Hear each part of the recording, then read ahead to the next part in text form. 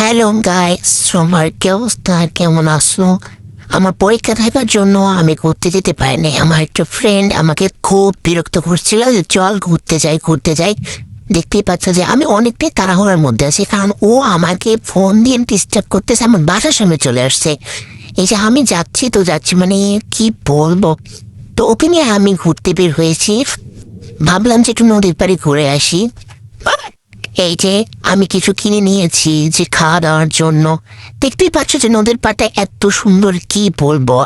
একটু ঠান্ডা একটু পরিবেশ, এত সুন্দর বাতাস, মনটা খুবই ভালো হয়ে যাচ্ছে। আর এই যে দেখতেই পাচ্ছ যে আমি আর আমার বান্ধবী দুজনে একটু ভণ্ডামি করতেছিলাম, হ্যাঁ পাগলামি করতেছিলাম। এই যায় আর কি, কিছুই না। এই তো সন্ধ্যা হয়ে যাচ্ছে প্রায়, এই জন্য নদীতে চেপে খেতে খেতে আমরা বাসা দিয়ে যাচ্ছি। তো আজকে এখানেই শেষ। Tata, bye bye.